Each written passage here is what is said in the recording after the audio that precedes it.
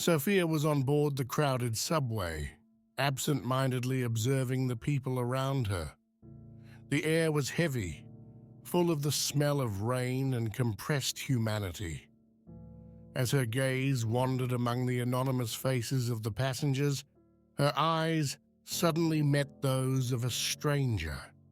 It was only a moment, a meeting of glances, but that moment was enough to provoke in her a sense of unease, a disturbance that she could not shake off. If this is your first time visiting our channel, don't forget to subscribe and activate the bell so you don't miss any of our new stories. Today, I want to share with you a story that might make you reflect on your personal relationships, a story that touches deep chords of the heart, and that maybe will make you reevaluate some of your choices. Sophia looked away, but the feeling of being watched continued to grow inside her, unsettling her. That fleeting encounter in the subway was destined to change the course of her life in ways she could never have imagined. Stepping off the subway, Sophia walked with purposeful steps, the sound of her heels echoing in the hallway of the old apartment she shared with her brother Davide.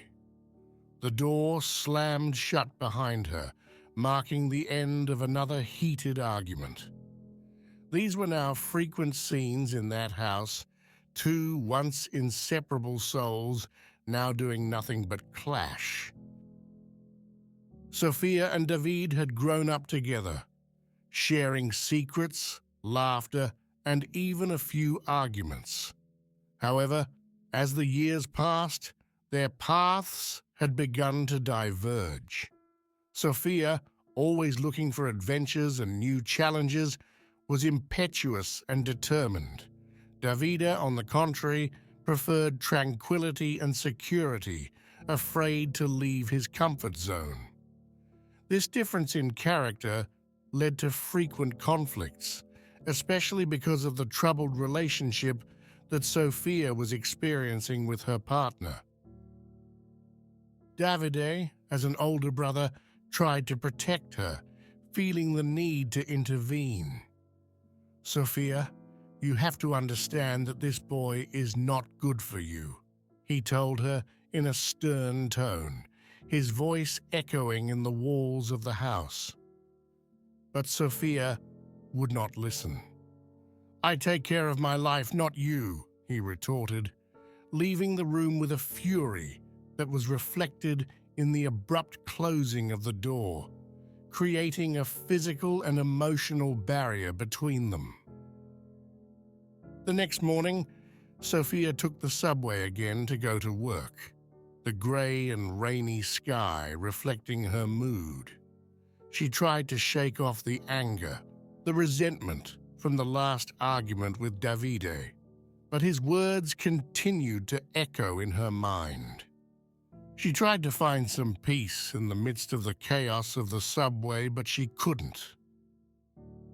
To distract herself, she began to observe the passengers around her, looking for some sign of normalcy. It was then that she noticed the stranger on the other side of the carriage again.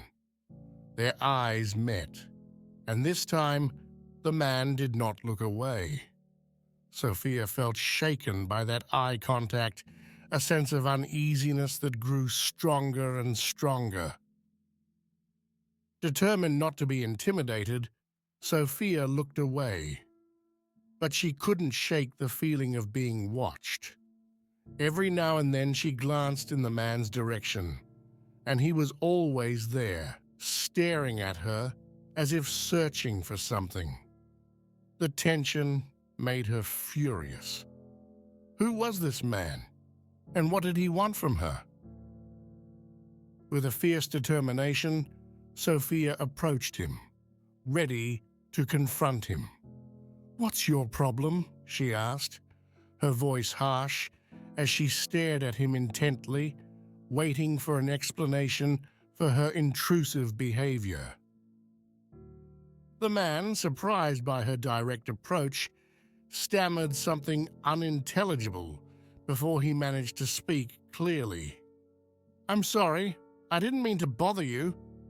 I was just lost in my thoughts," he said in an embarrassed tone.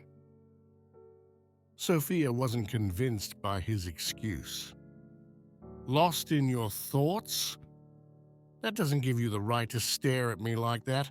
What's wrong with you?" she asked, determined to get an answer. The man hesitated for a moment.